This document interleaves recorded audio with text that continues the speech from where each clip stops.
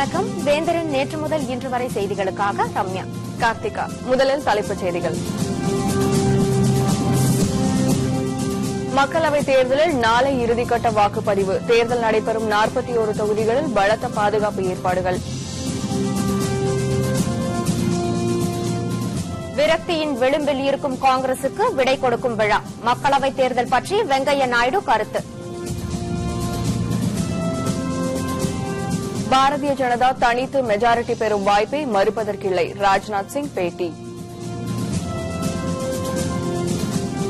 அரக்கோணம் ரயில் நிலையத்தில் பிடிபட்டவர் அசாம் தீவிரவாதியா? காவல்துறை உயர் அதிகாரிகள் விடிய விடிய விசாரணை.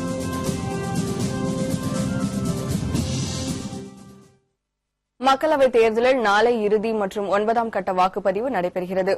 41 தொகுதிகளில் நடைபெறும் இந்த வாக்குப்பதிவையொட்டி பலத்த பாதுகாப்பு ஏற்பாடுகள் செய்யப்பட்டுள்ளன. மக்களவைக்கான 543 தொகுதிகளில் 9 கட்டங்களாக மத்திய தேர்தல் ஆணையம் தேர்தலை நடத்தி வருகிறது. இதுவரை 8 கட்டங்களாக 502 தொகுதிகளில் வாக்குப்பதிவு நடைபெற்று முடிந்திருக்கிறது. 9வது கட்டமாக பீகாரில் 6 தொகுதிகளுக்கும், உத்தரப்பிரதேசத்தில் 18 தொகுதிகளுக்கும், மேற்கு வங்கத்தில் 17 தொகுதிகளுக்குமான 41 தொகுதிகளில் நாளை வாக்குப்பதிவு நடைபெறுகிறது. இந்த தொகுதிகளில் பாதுகாப்பு உட்பட அனைத்து ஏற்பாடுகளும் மேற்கொள்ளப்பட்டுள்ளன. 41 தொகுதிகளிலும் இறுதிக்கட்டத்தை எட்டிய பிரச்சாரம் நேற்று மாலை 6 மணியுடன் ஓய்ந்தது. அனைத்து தொகுதிகளிலும் பதிவான வாக்குகள் வரும் 16ஆம் தேதி எண்ணப்படுகின்றன. அன்று பிற்பகலில் இருந்து முடிவுகள் வெளியாகும் என எதிர்பார்க்கப்படுகிறது. மக்களவைத் தேர்தல் காங்கிரசுக்கும் வாரிசு அரசியலுக்கும் விடை கொடுக்கும் விழா என்று வெங்கையா நாயுடு தெரிவித்துள்ளார். ஹைதராபாத்தில் செய்தியாளர்களுடன் பேசிய பாரதிய ஜனதா கட்சி மூத்த தலைவர் வெங்கையா நாயுடு இதனை தெரிவித்தார். We have no problem of anybody having road show because this is a farewell show for Rahul Gandhi. This is the end of the Congress party. Congress is going to be history. Samajwadi Party, Bahujan Samajwadi Party, Congress Party, Aam Aadmi Party, they are all fighting for the second place and third place and fourth place. They will definitely get the second, third, fourth places. The first place is already reserved. Mr. Narendra Modi is going to win hands down. விரக்தியின் விளிம்பில் இருப்பதால் காங்கிரஸ் பொய்யான குற்றச்சாட்டுகளை சுமத்திக் கொண்டிருக்கிறது என்றும் வெங்கையா நாயுடு கண்டனம் தெரிவித்தார். The Congress has become desperate. Not only Congress, our political opponents. They realize that they are going to be washed out. So that's why they are making abuses and accusations and they are trying to hit below the belt. They raised the issue of development of Gujarat. Now the Planning Commission has given awards. Gujarat has got 285 awards from various governmental, national and international agencies. மக்களவைத் தேர்தலில் பாரதிய ஜனதா தனித்து majority பெறக்கூடிய வாய்ப்பை மறுப்பதற்கில்லை என்று ராஜ்நாத் சிங் தெரிவித்துள்ளார். தலைநகர் தில்லியில் செய்தியாளர்களுடன் பேசிய பாரதிய ஜனதாவின் தேசிய தலைவர் ராஜ்நாத் சிங், வாரணாசி தொகுதியில் மோடி வெற்றி பெறுவது தனது மண்ணுக்கு கிடைத்த பெருமை என்றார். பாரதிய ஜனதா கூட்டணி 300 தொகுதிகளுக்கும் மேல் வெற்றி பெறும் என்றும் அவர் நம்பிக்கை தெரிவித்தார். बीजेपी लेड एनडीए को केवल मैजिक फिगर नहीं, 272 की मैजिक फिगर ही नहीं बल्कि 300 सीट्स इस लोकसभा चुनाव में प्राप्त हो सकती है. इस संभावना को भी नहीं नकारा जा सकता कि बीजेपी को स्वयं 272 से अधिक सीटों पर विजय प्राप्त हो. அரக்கோணம் ரயில் நிலையத்தில் வெடிபொருட்களுடன் பிடிப்பட்ட அடையாளம் தெரியாத நபரிடம் காவல்துறையினர் விடிய விடிய விசாரணை நடத்தினர். அரக்கோணம் ரயில் நிலையத்தில் சந்தேகப்படும்படி திரிந்த சில நபர்களை காவல்துறையினர் மடக்கிய போது அவர்களில் ஒருவர் தப்பி ஓடிவிட்டதாகவும், பிடிப்பட்ட நபரிடம் இருந்த பையில் வெடிகுண்டு தயாரிக்க பயன்படும் பாஸ்பரஸ் மற்றும் மூலப்பொருட்கள் இருந்ததாகவும் கூறப்படுகிறது. தகவல் அறிந்து சம்பவ இடத்துக்கு வந்த காவல்துறை அதிகாரிகள் வெடிபொருளை பறிமுதல் செய்தனர். பிடிப்பட்டவர் அசாம் மாநிலத்தைச் சேர்ந்த மொஹிபுல்லா என்று தெரியவந்துள்ளது. அவரை தக்கோலம் காவல் நிலையத்தில் வைத்து காவல்துறையினர் விடிய விடிய விசாரணை நடத்தினர். மொஹிபுல்லா கொடுத்த தகவலின் பேரில் அரக்கோணத்தில் தனி வீடு எடுத்து தங்கியிருந்த வட மாநில இளைஞர்கள் 4 வரை பிடித்து விசாரணை நடைபெற்று வருகிறது. பறிமுதல் செய்யப்பட்ட வெடிபொருட்கள் எந்த வகையை சேர்ந்தது என்றும் காவல்துறையினர் வழக்கு பதிவு செய்து விசாரணை நடத்தி வருகின்றனர். பாலியல் பலாத்காரம் செய்து கொலை செய்யப்பட்ட தில்லி மருத்துவ மாணவியின் 26வது பிறந்தநாள் அனுசரிக்கப்பட்டது. இதில் பலர் கலந்து கொண்டு மாணவியின் நினைவு படத்துக்கு மலர் தூவி அஞ்சலி செலுத்தினர். கடந்த 2012ஆம் ஆண்டு டிசம்பர் 16ஆம் தேதி தில்லியில் மருத்துவ மாணவி ஒருவர் 6 பேர் கொண்ட கும்பலால் பேருந்தில் பாலியல் பலாத்காரம் செய்யப்பட்டு தூக்கி வீசப்பட்டார். இதையடுத்து மருத்துவமனையில் அனுமதிக்கப்பட்ட அவர் சிகிச்சை பலனின்றி இறந்தார். நாட்டையே அதிர்ச்சிக்குள்ளாக்கிய இந்த சம்பவத்தில் தொடர்புடைய குற்றவாளிகளில் ஒருவர் சிறையிலேயே தற்கொலை செய்து கொண்டார். மற்றொரு சிறுவன் என்பதால் 3 ஆண்டுகள் சிறை தண்டனை விதிக்கப்பட்டுள்ளது. எஞ்சிய 4 மரண தண்டனை விதிக்கப்பட்டுள்ளது. இந்நிலையில் மறைந்த மருத்துவ மாணவி நிர்பயாவின் பிறந்த நாளையொட்டி தில்லியில் நடைபெற்ற நிகழ்ச்சியில் வெளியுறவுத்துறை அமைச்சர் சல்மான் குர்ஷித் உட்பட பலர் கலந்து கொண்டனர். आया था कि मुझे निर्भय के माता पिता के साथ विशेष सहानुभूति है. मुझे इस बात से मुझे प्रोत्साहन मिलता है कि अपने दुख से आगे निकलकर उन्होंने एक संकल्प लिया है कि इस देश की सेवा. மத்திய பிரதேசத்தில் இருவேறு இடங்களில் ரயில்கள் தடம் புரண்டதால் ரயில் போக்குவரத்து வெகுவாக பாதிக்கப்பட்டது. மத்திய பிரதேச மாநிலம் பித்தலில் சரக்கு ரயில் ஒன்று திடீரென தடம் புரண்டது. இதனால் அவ்வழியாக செல்ல வேண்டிய ரயில்கள் நடுவழியிலேயே நிறுத்தப்பட்டன. இதேபோல் ரைசனில் மெட்ராஸ் நிஜாமுதீன் ராஜ்தானி எக்ஸ்பிரஸ் ரயில் தடம் புரண்டது. தண்டவாளத்தை கடக்க முயன்ற மாடுகள் மீது மோதியதால் ரயில் தடம் புரண்டதாக கூறப்படுகிறது.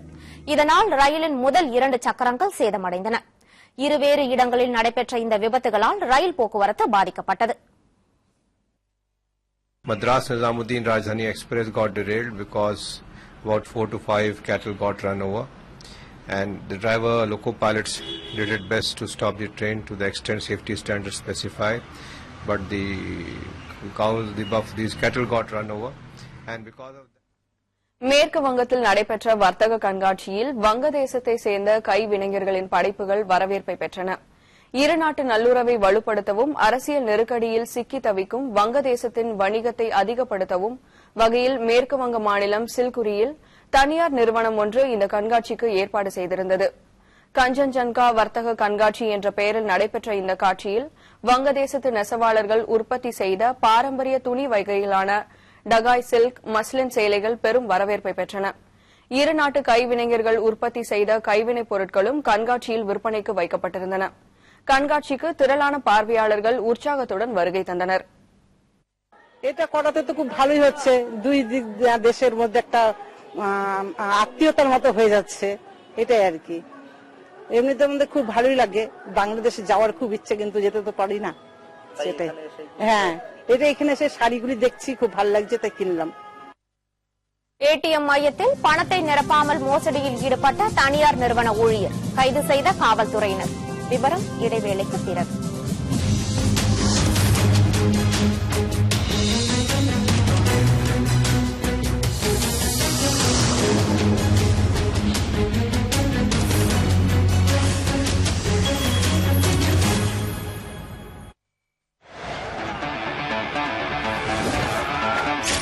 உங்கள் வெந்தர் டிவியில்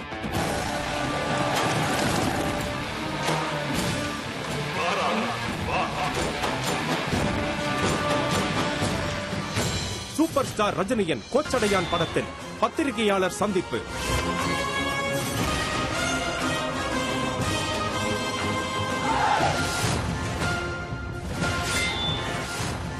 மற்றும் மீண்டும் அம்மன், அப்புச்சி கிராமம் திரைப்படங்களின் இசை வெளியீட்டு விழா ஆகியவற்றின் சிறப்பு தொகுப்பு. கோலிவுட் ரவுண்ட் அப் இன்று இரவு 7 மணிக்கு காணத் தவறாதீர்கள்.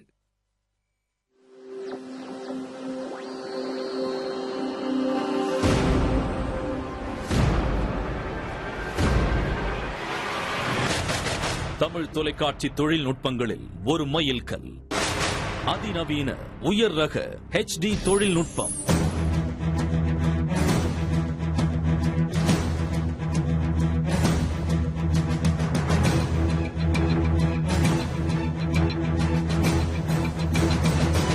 வேறு எந்த செய்தி சேனல்களிலும் காண முடியாத பிரம்மாண்டமான செய்தி அரங்கம்.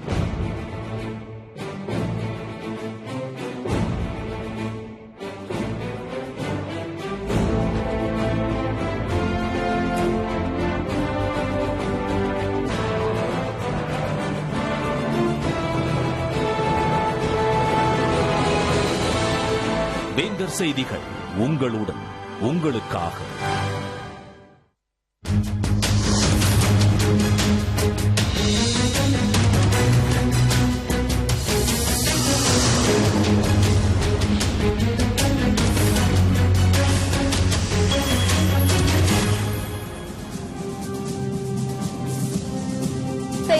தொடர்கின்றன.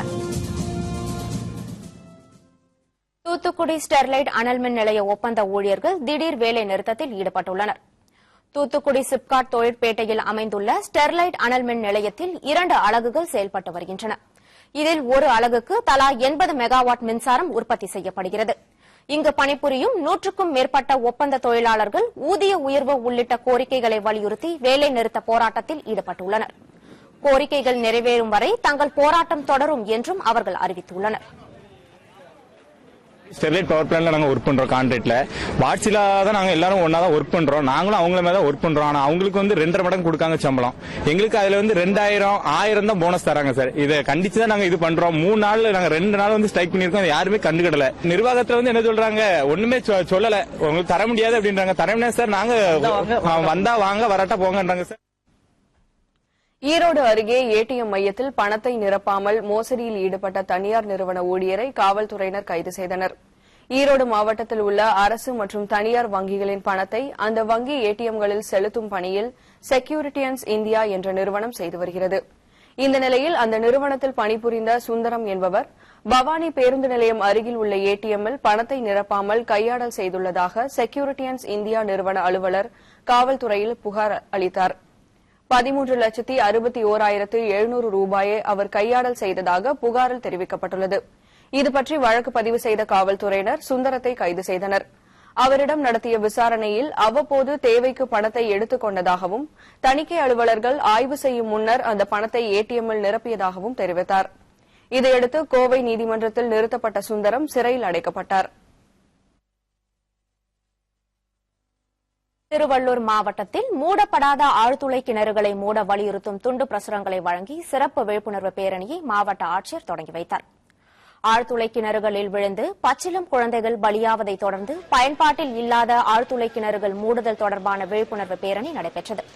மாவட்ட ஆட்சியர் கோ வீரராகராவ் தொடங்கி வைத்த இந்த பேரணியில் மகளிர் குழுவினர், ஊரக வளர்ச்சித்துறை ஊழியர்கள் உள்பட பலர் கலந்து கொண்டனர்.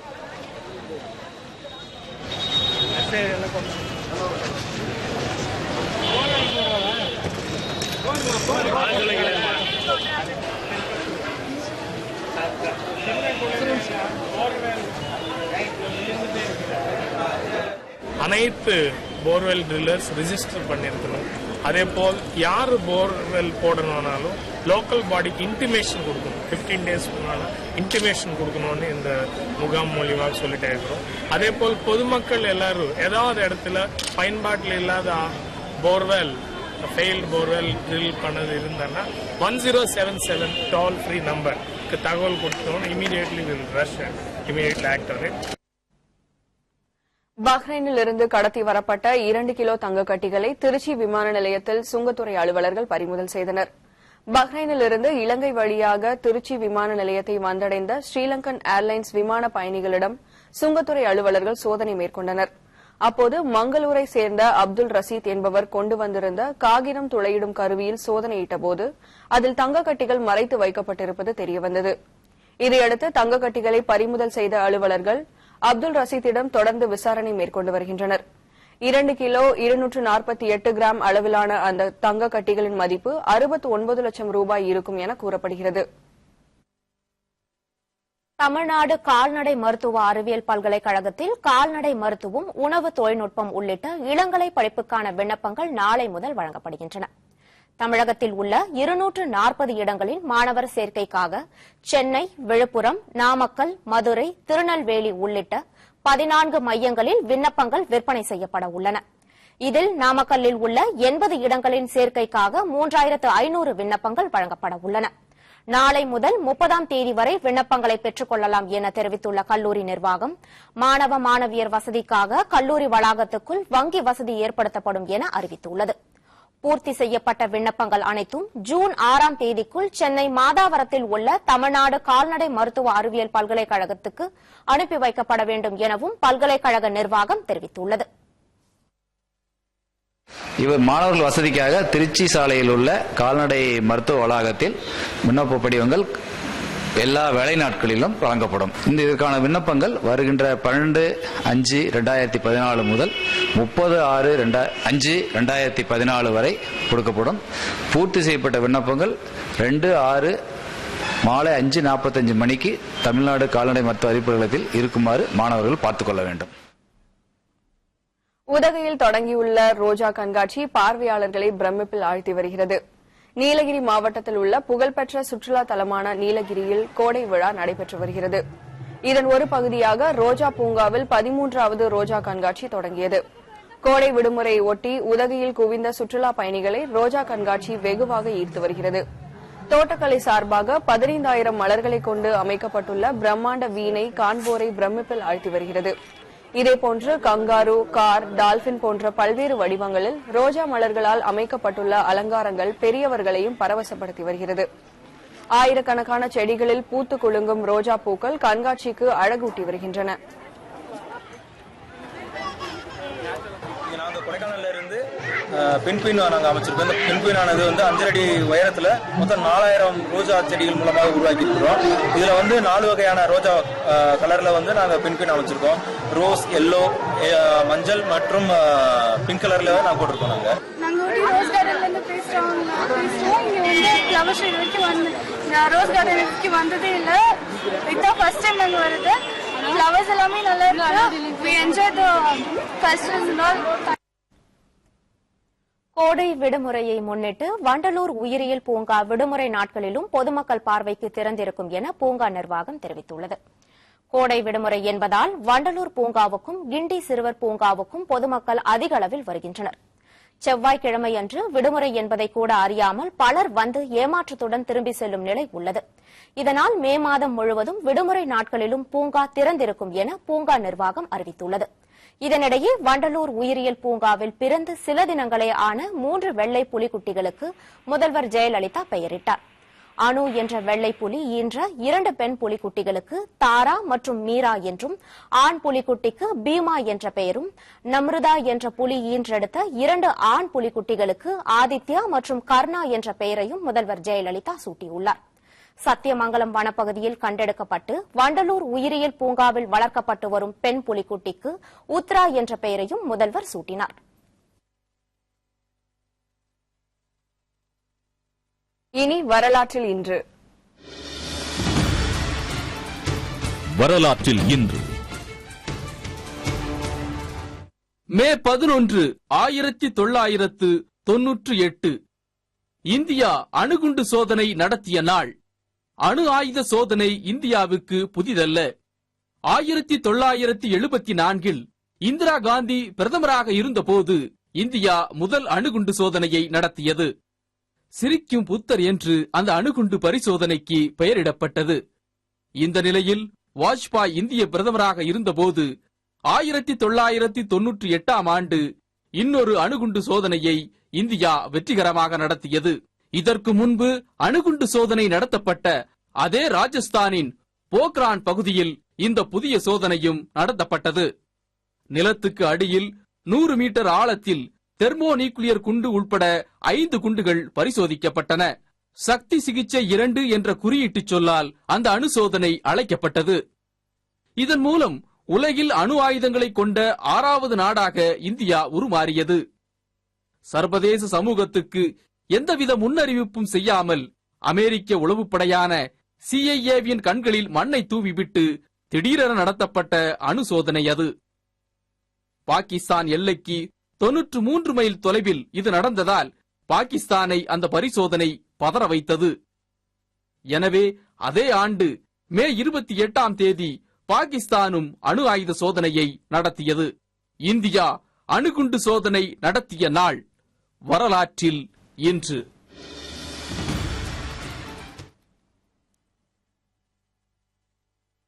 IPL தொடரில் மும்பை இந்தியன்ஸ் அணிக்கு எதிரான போட்டி. சென்னை சூப்பர் கிங்ஸ் அணி 4 விக்கெட் வித்தியாசத்தில் வெற்றி. விவரம் இடைவேளைக்கு பிறகு.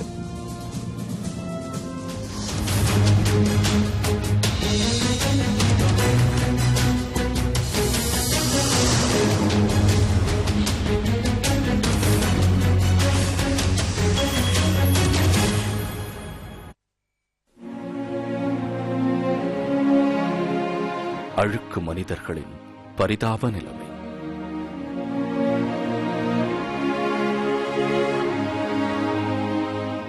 நாய்களுக்கிணையாய் நரக வேதனை. மூச்சை அடைக்கும் துர்நாற்றத்தில், குப்பை கழிவுகளில் வாழ்க்கையை தேடும் கொடுமை.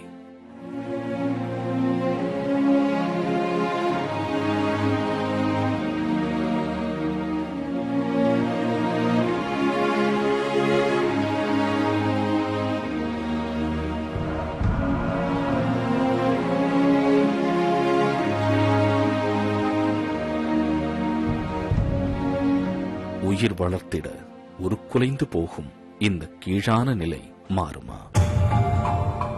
சமுதாய மாற்றம் கருதி வெளியிடுவோர் வேந்தர் டிவி.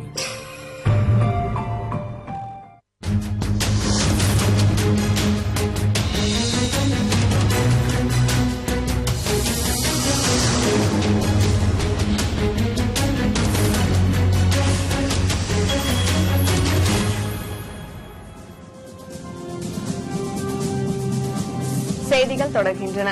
இனி அயலக செய்திகள்.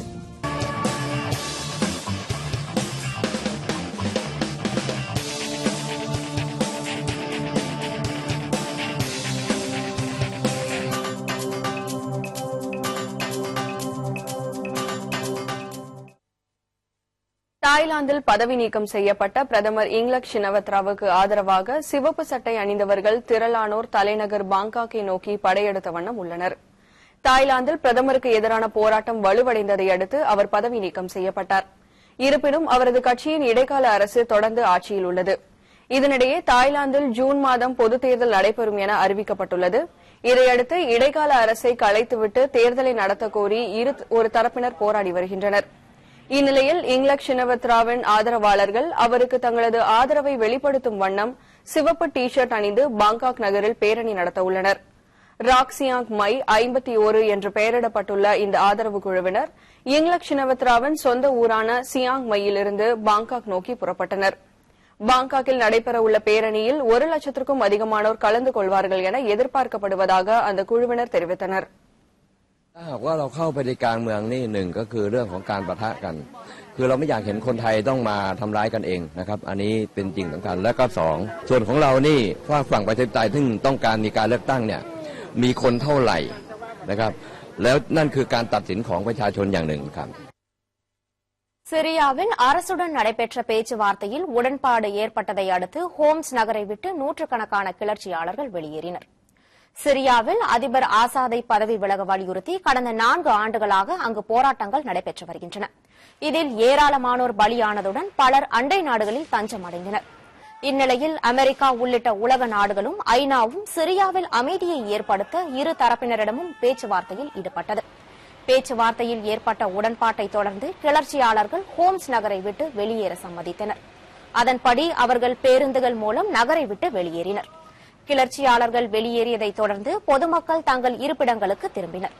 இதனிடையே சிரியாவின் வடக்கில் அமைந்துள்ள அலப்போ மாகாணத்தில் உள்ள கிளர்ச்சியாளர்கள் இதுநாள் வரை அனுமதி மறுத்து வந்த மனிதாபிமான உதவிகள் வழங்கும் குழுவினை மாகாணத்துக்குள் அனுமதித்துள்ளனர். நைஜீரியாவில் கடத்தப்பட்ட பள்ளி மாணவிகளை விடுதலை செய்ய கோரி ஒடிசாவில் வடிக்கப்பட்டுள்ள மணல் சிற்பத்தை பார்வையாளர்கள் வரவேற்றனர். நைஜீரிய நாட்டில் கடந்த ஏப்ரல் மாதம் 14ஆம் தேதி பள்ளி விடுதியில் தங்கியிருந்த 200க்கும் மேற்பட்ட மாணவிகள் போகோ ஹராம் தீவிரவாதிகளால் கடத்தப்பட்டனர். நைஜீரிய நாட்டை உலுக்கிய இந்த அதிர்ச்சி சம்பவத்தால் உலக நாடுகளிலிருந்து கண்டன குரல்கள் எழுந்துள்ளன. கடத்தப்பட்ட பள்ளி மாணவிகளை விடுதலை செய்ய வேண்டும் என்று நைஜீரியாவில் தொடர்ந்து போராட்டங்கள் நடைபெற்று வருகின்றன. இந்நிலையில் மணல் சிற்பங்கள் வடிப்பதில் புகழ்பெற்ற ஒடிசா கலைஞர் சுதர்சன் பட்நாயக் எங்கள் குழந்தைகளை விடுதலை செய்யுங்கள் என்ற தலைப்பில் புவனேஸ்வரில் மணல் சிற்பம் வடித்துள்ளார். இந்த மணல் சிற்பத்தை பார்வையாளர்கள் வெகுவாக வரவேற்றனர். वो जो किडनैप करके ले गए उन लोग को छोड़ देना चाहिए. हर माँ चाहेंगे कि अपने बच्चों को छोड़ देना. तो इसलिए ये कंटेम्पोरेरी जो बनाए हैं ये बहुत ही एकदम टाइम पे ही ऐसा हुआ है. इसलिए ये होना ही चाहिए कि ये ऐसा होने से एक मैसेज देता है सोसाइटी को कि इसको छोड़ देना चाहिए इन सब बच्चों को.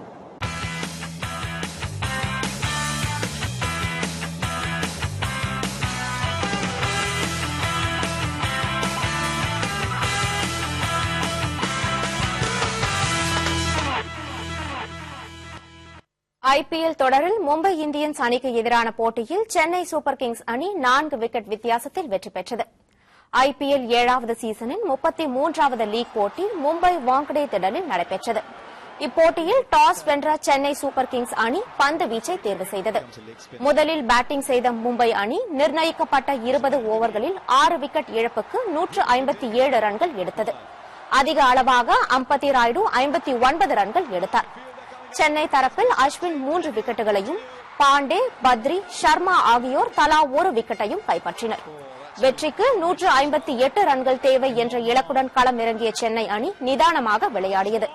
இதனால் 19.3 ஓவர்களில் 6 விக்கெட்டுகள் இழப்புக்கு சென்னை அணி 160 ரன்கள் எடுத்து வெற்றி பெற்றது. அதிக அளவாக டுவைன் ஸ்மித் 57 ரன்கள் எடுத்தார். He's fetched it and he's put it into the stands. Didn't come out the middle. Slaps it away for the winning runs. MS Dhoni finishes the job as he does so often with 3 balls to go. Well, you couldn't write the script any better. If they were going to MS Dhoni, it could be the man that hits the winning runs. Pollard. சிறப்பாக விளையாடி சென்னை அணியின் வெற்றிக்கு அடித்தளமிட்ட Dwayne Smith ஆட்ட நாயகனாக தேர்வு செய்யப்பட்டார். இன்று நடைபெறவுள்ள போட்டிகளில் பஞ்சாப் அணி கொல்கத்தா அணியையும், பெங்களூரு அணி ராஜஸ்தான் அணியையும் எதிர்கொள்கின்றன.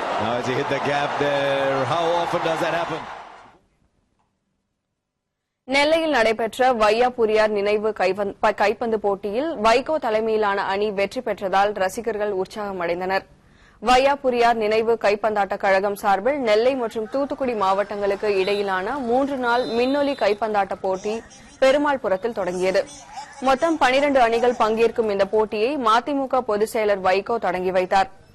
2வது நாள் ஆட்டத்தில் வைகோ தலைமையிலான கலிங்கப்பட்டி அணியும் அன்புநகர் அணியும் மோதின.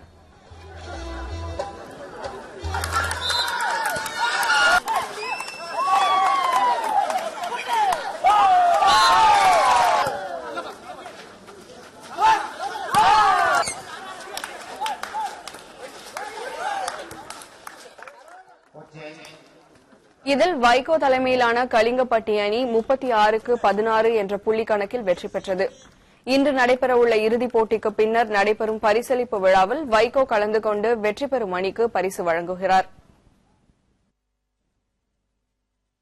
மீண்டும் தலைப்புச் செய்திகள். மக்களவைத் தேர்தலில் நாளை இறுதிக்கட்ட வாக்குப்பதிவு. தேர்தல் நடைபெறும் 41 தொகுதிகளில் பலத்த பாதுகாப்பு ஏற்பாடுகள். விரக்தியின் விளிம்பில் இருக்கும் காங்கிரசுக்கு விடை கொடுக்கும் விழா. மக்களவைத் தேர்தல் பற்றி வெங்கையா நாயுடு கருத்து. பாரதிய ஜனதா தனித்து மெஜாரிட்டி பெறும் வாய்ப்பை மறுப்பதற்கில்லை. ராஜ்நாத் சிங் பேட்டி. அரக்கோணம் ரயில் நிலையத்தில் பிடிப்பட்டவர் அசாம் தீவிரவாதியா? காவல்துறை உயர் அதிகாரிகள் விடிய விடிய விசாரணை. இத்துடன் வேந்தர் நேற்று முதல் இன்று வரை செய்திகள் நிறைவடைந்தன. மீண்டும் பகல் 1:30 மணி உச்சிவேளை செய்திகளில் சந்திப்போம். வணக்கம்.